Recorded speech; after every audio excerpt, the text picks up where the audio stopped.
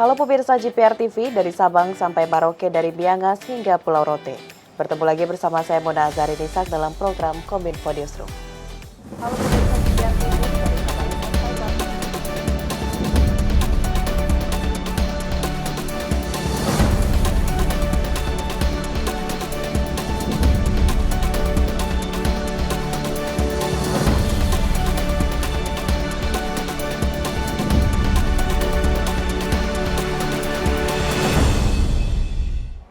Pemirsa, kita ke informasi pertama. Wakil Presiden Maruf Amin menerima kunjungan Menteri Urusan Haji dan Umroh Arab Saudi, Taufik Fauzan Mohamed Arabia di Istana Wakil Presiden.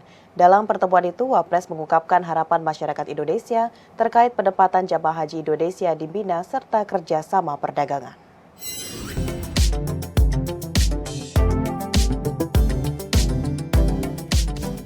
Wakil Presiden Maruf Amin menerima kunjungan Menteri Urusan Haji dan Umroh Arab Saudi, Taufik Fauzan Mohamed Arabia di Istana Wakil Presiden Jakarta, Rabu 26 Oktober 2022. Kepada Menteri Taufik Fauzan Arabia, Wapres Maruf Amin menyampaikan penghargaan kepada pemerintah Arab Saudi yang memberikan sejumlah kemudahan bagi jemaah haji dan umroh asal Indonesia. Wapres mengungkapkan bahwa sebagai negara berpenduduk Muslim terbesar di dunia, keinginan masyarakat Indonesia untuk mengunjungi Arab Saudi, baik untuk haji maupun umroh sangat besar. Sehingga Wapres optimis bahwa sejumlah kemudahan yang diberikan oleh pemerintah Arab Saudi akan semakin meningkatkan semangat umat Muslim Indonesia untuk pergi haji dan umroh. Selain itu, Wapres kepada pemerintah Arab Saudi untuk dapat memberikan perhatian khususnya terhadap penempatan jemaah haji Indonesia di Mina sehingga tidak terlalu jauh dari lokasi melempar jumrah. Lebih lanjut, Wapres mengajak pemerintah Arab Saudi untuk sama-sama membangun kemitraan di bidang perdagangan dan berharap agar hubungan antar Indonesia dengan Arab Saudi akan semakin erat dan harmonis. Dalam pertemuan tersebut, Menteri Urusan Haji dan Umroh Arab Saudi Taufik Fauzan Mohamed Arabia menyampaikan berbagai kebijakan baru terkait penyelenggaraan ibadah umroh dan haji bagi jemaah Indonesia, salah satunya adalah perpanjangan masa berlaku visa umroh yang semula 30 hari menjadi 90 hari. Pemerintah Arab Saudi memberikan kemudahan buat orang yang beribadah umroh atau haji sekarang diperbolehkan ke berbagai tempat yang lain. Tidak hanya ke Mekah dan ke Madinah, tapi bisa ke tempat-tempat wisata yang lain. Bisa ke daerah Taif, bisa ke daerah Abwa, bisa ke daerah Madian, bisa ke daerah-daerah lain di Arab Saudi. Bahkan visanya pun diperpanjang, tidak hanya setengah bulan, tapi bisa diperpanjang lagi. Ini saya kira satu kemudahan yang luar biasa, dan ini bagi Arab Saudi diharapkan direspon dengan baik oleh pemerintah Indonesia dan rakyat Indonesia. Pemirsa, penanganan sampah laut akan menjadi pembuktian komitmen Indonesia di presidensi KTT G20. Penanganan laut diselesaikan dalam 5 strategi yang dihasilkan bersama National Plastic Action Partnership.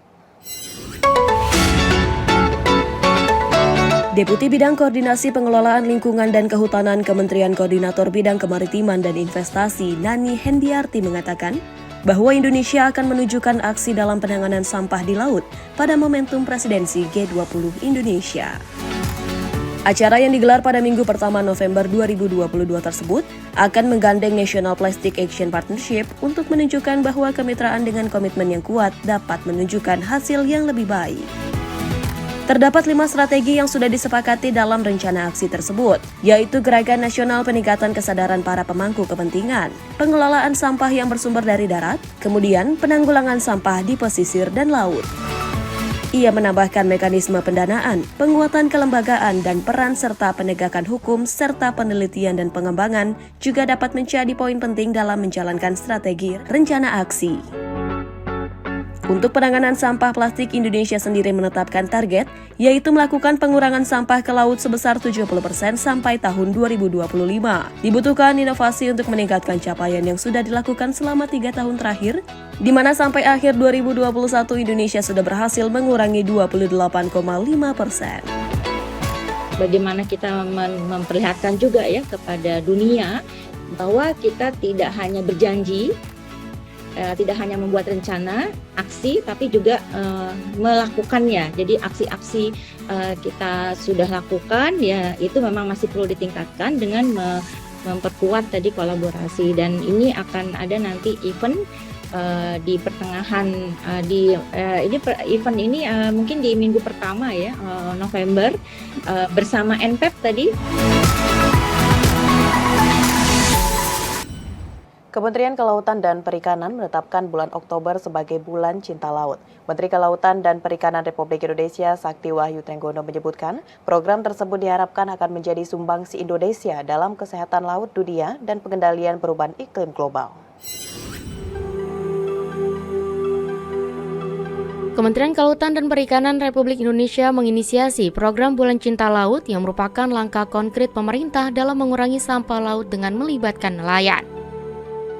Gerakan Nasional Bulan Cinta Laut ini dilakukan di 14 daerah di Indonesia mulai dari tanggal 1 Oktober hingga 31 Oktober 2022. Indonesia berkomitmen mengurangi 70% sampah plastik di laut pada tahun 2025. Saat ini lebih dari 80% sampah laut berasal dari darat yang terbawa ke laut melalui sungai. Pemerintah mengintegrasikan pengelolaan sampah dari hulu ke hilir dan bergerak menjadi pionir dalam upaya perlindungan laut. Pada program Bulan Cinta Laut ini, dalam kurun waktu 1 bulan dalam 1 tahun, nelayan akan datang ke laut dan mengumpulkan sampah. Harga per kilo sampah tersebut akan dibayar dengan harga ikan terendah di daerah mereka. Hal tersebut bentuk peran aktif nelayan untuk menjaga laut agar tetap sehat dengan cara mengambil sampah laut. Hingga saat ini, jumlah sampah yang terkumpul dari program Bulan Cinta Laut adalah 67,34 ton sampah laut. Kota Padang menjadi daerah yang paling aktif dalam mengumpulkan sampah laut, yakni sebanyak 10,9 ton. Menteri Kelautan dan Perikanan Republik Indonesia Sakti Wahyu Trenggono pada puncak acara Gerakan Nasional Bulan Cinta Laut 2022 menyebutkan, dengan adanya Bulan Cinta Laut ini diharapkan akan menjadi sumbangsi Indonesia dalam kesehatan laut dunia dan pengendalian perubahan iklim global. Sampah selanjutnya akan dibawa ke tempat penampungan sampah atau proses daur ulang untuk dijadikan produk yang bernilai. Proses ekonomi sirkulasi ini merupakan pendekatan penting bagi nelayan, bahwa dengan mengumpulkan sampah di laut dapat juga menjadi mata pencarian alternatif bagi nelayan yang tidak dapat melaut karena cuaca yang tidak baik. Bapak Ibu yang saya hormati, untuk mendukung aksi Bulan Cinta Laut tersebut diperlukan dukungan dan kontribusi seluruh pihak. Tanggung jawab dalam memberikan pemahaman kepada masyarakat yang lebih luas mengenai pentingnya peran laut bagi manusia, tak lepas dari peran pemerintah daerah, mitra pengusaha, akademisi, serta media massa dalam melaksanakan edukasi. Mengupayakan pencegahan, pengelolaan, dan pengendalian sampah plastik, serta menciptakan inovasi dalam pengelolaan sampah plastik yang berkelanjutan. Besar harapan kami agar Gerakan Nasional Bulan Cinta Laut ini dapat menjadi sumbangsi Indonesia dalam kontribusinya terhadap peningkatan kesehatan laut dunia dan pengendalian perubahan iklim global.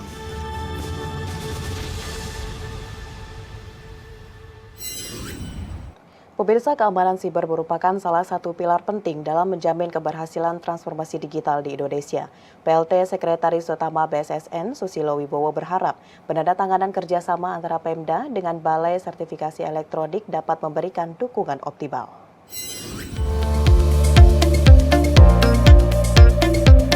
BSSN kembali mendukung keamanan transformasi digital. Sebanyak 16 pemerintah daerah akan melakukan penandatanganan perjanjian kerjasama dengan Balai Sertifikasi Elektronik atau BSRE yang bertempat di Aula Meijen TNI Dr. Robiono Kertopati Depok, Jawa Barat. Hal ini dilakukan dalam rangka kepedulian BSSN dengan pemerintah daerah dalam mendukung keamanan transformasi digital. Dalam kanal YouTube BSSN, PLT Sekretaris Utama BSSN Susilo Wibowo berharap penandatanganan kerjasama antara Pemda dengan Balai Sertifikasi Elektronik dapat memberikan dukungan optimal terkait dalam perlindungan data serta informasi milik masing-masing Pemda dalam rangka percepatan transformasi digital.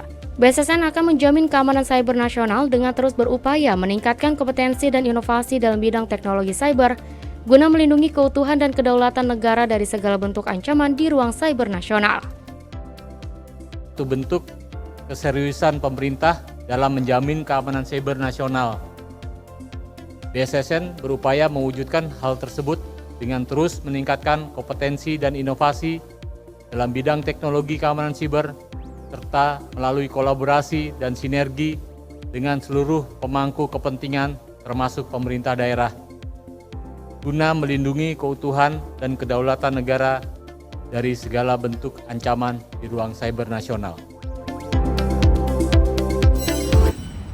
Pemirsa, setelah jeda pariwara, kami akan kembali dengan berbagai informasi lainnya. Tetaplah bersama Kominfo Newsroom.